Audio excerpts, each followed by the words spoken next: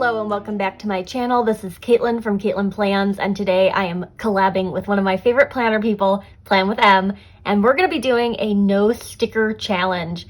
So this is going to be hard for me because I'm definitely someone who really loves the stickers, but I have some ideas. I got some supplies. I want to keep with the fall theme, so I got this Harvest Meadow scrapbook paper block pad from Michaels. I paid full price for this. I was feeling like a craft store baller. But these are the papers that I'm thinking I'm gonna use. So like this nice striped one, and then the flowers, because I just really like flowers. And then also from Michaels, I got this stamp that's just like text. So I figured I could use this for like texture. I got a black archival ink pigment pad. I didn't know which stamp pad to buy that would hold up well in a planner, but I figured archival was probably the way to go. And then at Joann's, I got this set of bird stamps. Not sure if these are gonna get integrated or not, but always nice to have some bird stamps on hand. So I guess I'm gonna jump into this. It's gonna be tricky, but I appreciate a good challenge.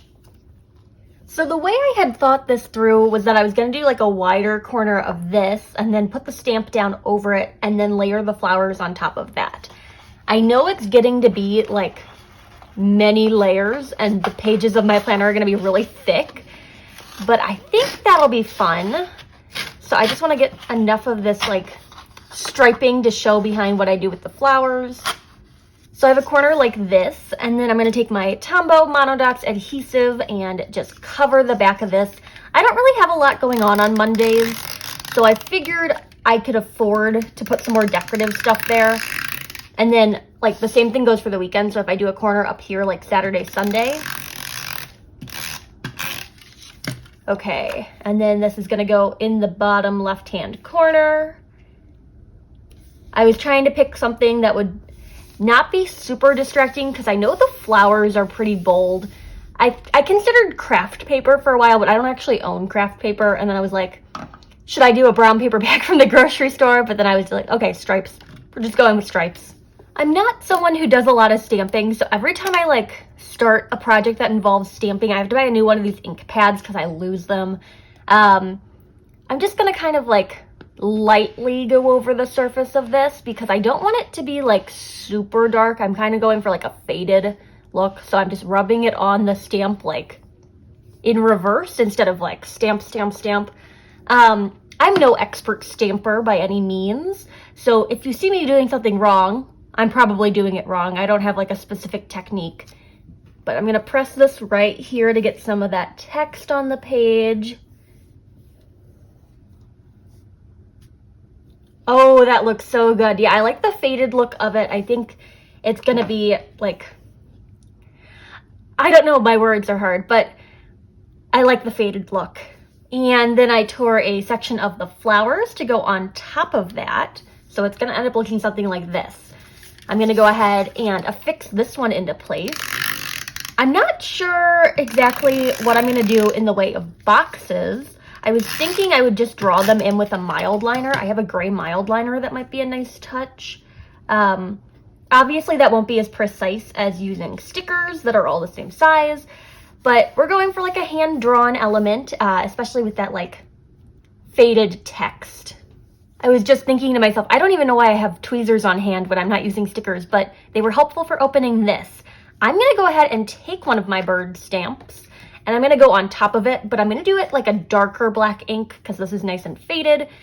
And then the bird will be like very dark, or at least just like black line art. So I stamped him all over. Oh, don't touch the page, Caitlin. And I'm just gonna press right here. Oh, that's a nice bird. Okay, I see where we're going. I think I need a second bird like down here now. So I'm picking this one and then I'm gonna just ink him up. And then my second bird's gonna go right here. This isn't like stickers where you can move them around once they're on the page. Once these are on the page, they're on the page. Oh, okay, we got some birds on a slope. Love it. Great idea, Caitlin. I'm gonna go ahead and duplicate this process in that upper corner with the scrapbook paper, and then maybe a little bit more of the text. I don't want to do the full block because then it'll be just like 2 squares of the text print, but maybe I can like mask away part of it so it's not like all over the page. I know Em was talking about maybe doing a washi tape spread, and she does some really cool things with washi tape. I know she made Van Gogh's Starry Night out of washi tape, and I was just so impressed by that.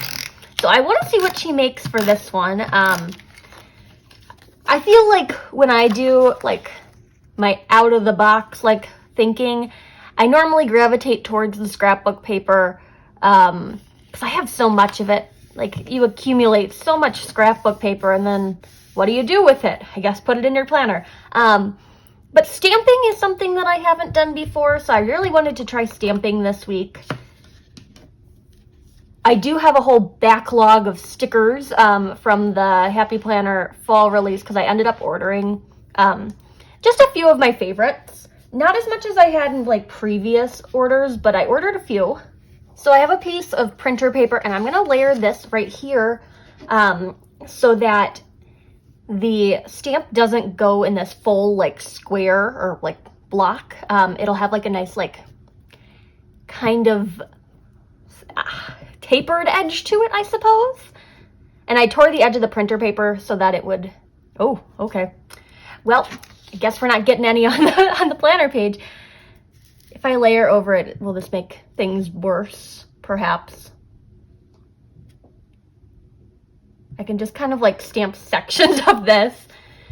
Oh well, we're going with that, whatever that is. This is actually making me very angry. Maybe stamping wasn't like my first foray, or shouldn't be my first foray into a non-sticker spread. Okay, that's much better. I don't like the whole like layering of the text, but I think it's fine in the long run. Then I'm going to go ahead and stick the flowers on top of that, just because that's the combination that's going on in the lower left-hand corner.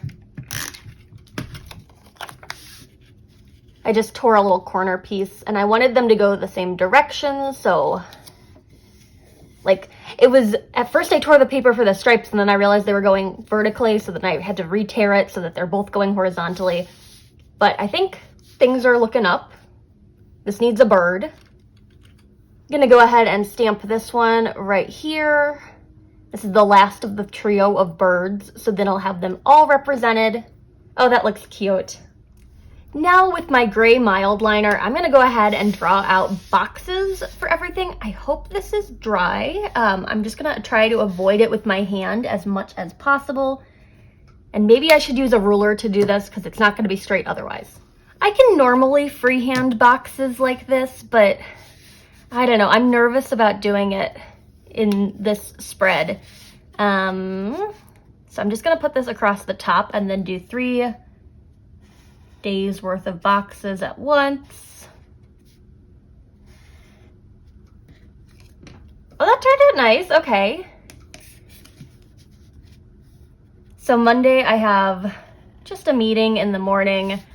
So I just want to make sure that like everything has a spot.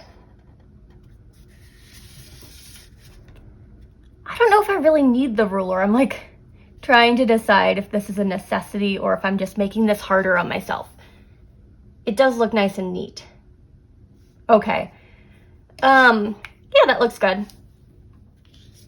I'm gonna go ahead and continue with that. It's been a while since I posted here on my YouTube channel. I think my last video was last week's catch-all spread, and I've just been so busy with schoolwork.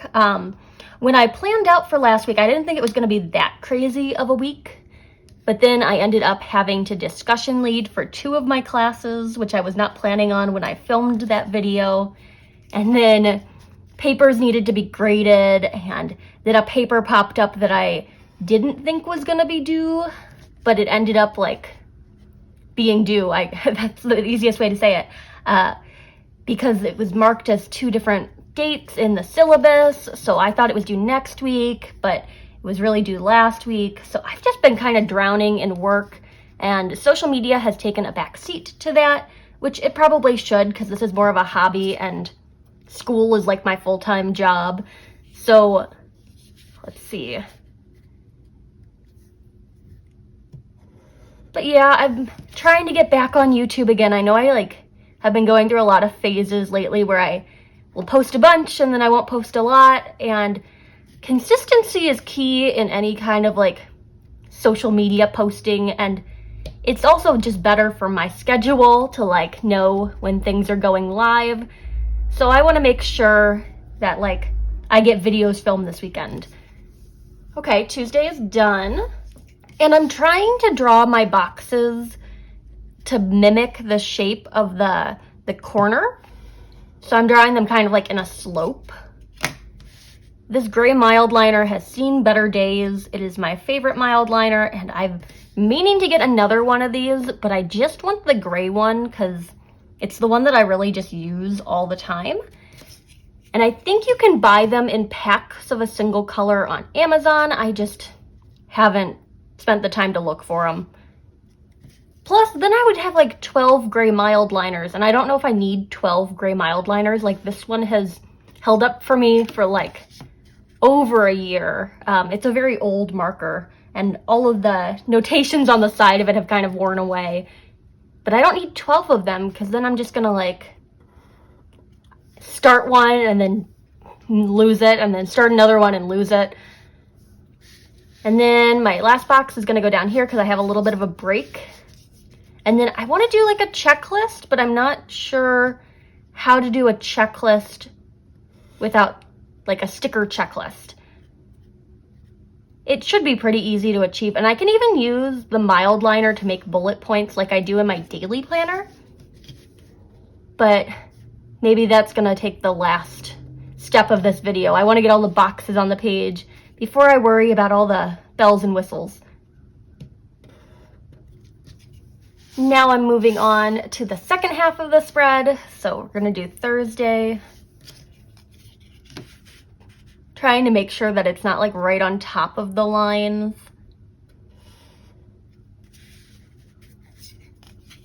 This is surprisingly more difficult than I thought it was going to be with the ruler. I feel like if I did this by hand, I'd be done by now. But it looks clean, and for a spread that doesn't have any stickers, I want it to look nice and like clean, because I'm worried that it would get like kind of jumbled, lost in translation. And then for my last two, I'm going to put them down here because I have a break in the middle of the day, so my checklist will go in that middle box.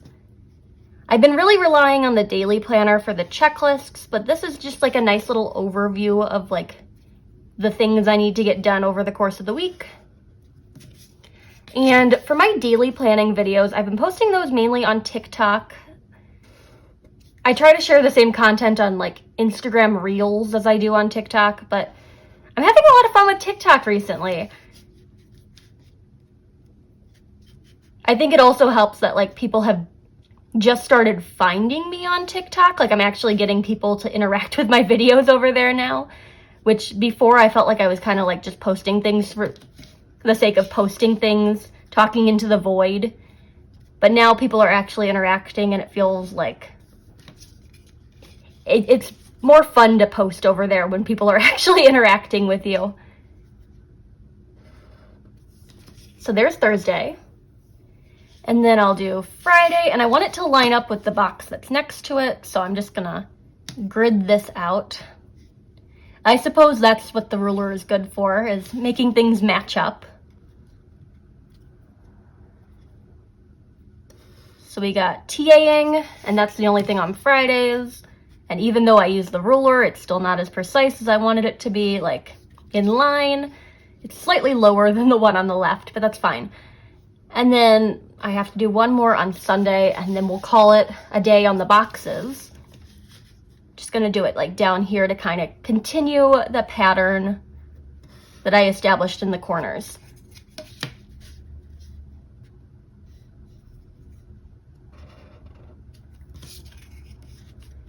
You don't realize how many commitments you have until you have to hand draw out boxes for each and every one of them. Nobody better make more meetings with me this week, because I can't draw any more boxes. I'm all boxed out. And to finish out this spread, I'm bringing back the gold foiling. So I have this glue pen, this Heidi Swapp glue pen, but I can't get the glue to come out the tip of it. It's like definitely gluey on this side, but coming out the tip of it is not working. So I brought in some Elmer's washable clear school glue, and I figured I could just kind of like dip the pen into this kind of glue and then apply it that way. So just using this as my little like glue stamper. And I just want to do like some little polka dots, because that's just kind of what I like to do. And I'm just dabbing dots of glue. In the past, I've used a tape runner to apply glue, to apply the glue. And I found that it leaves the pages kind of sticking to each other because it doesn't actually like dry up like regular glue does. It just stays sticky. It does leave a cool effect of like shape, but yeah, I prefer to have like pages that don't stick together. And I'm just trying to like tap these onto like all the different spots that I just made. And I can use like tinier flakes of this too, because I used a lot of really small glue sections in this one versus like larger strips. I think I'm getting better at this, or at least I like to think I'm getting better at this after having done it in a couple spreads now. Definitely a learning curve, and I assume stamping is kind of the same way. It's one of those things that gets better the more you try it out.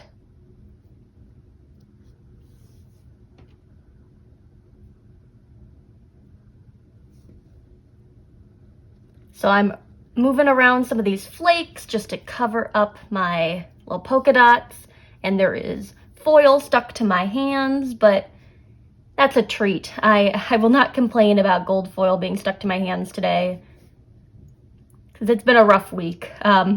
Just like with everything, like school-wise, I'm exhausted, and I am looking forward to sleeping. Did I miss any of the glue dots? I think I missed one over here. So while this dries, I'm gonna do the same thing on my other cluster up here, and then I'll brush away the excess, just so that like this glue has time to dry, because the tape runner doesn't need to dry because it never really dries. But this, on the other hand, will need some time to set.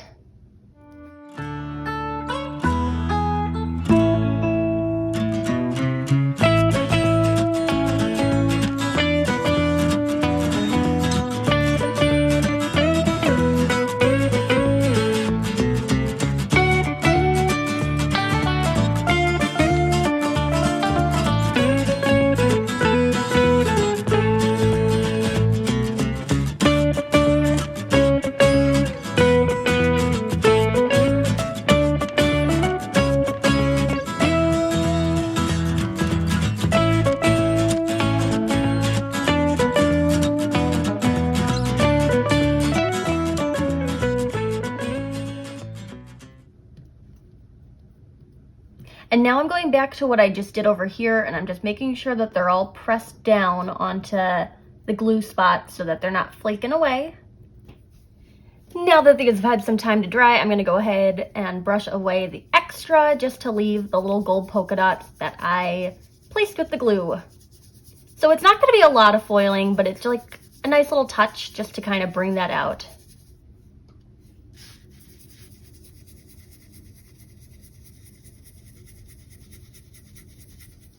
All right, so we have gold foiling, we have birds. I would say this is a pretty successful spread. I really like that it's a fall spread, but it's not like explicitly like pumpkins and fall like things. It's just like a nice little subtle nod to the season that we're having right now, where it's still kind of summer, but it's also technically fall. I'm excited to plan in this one because it's gonna be interesting to see how all these boxes work out for me, and like integrating checklists and stuff as I go on through the week.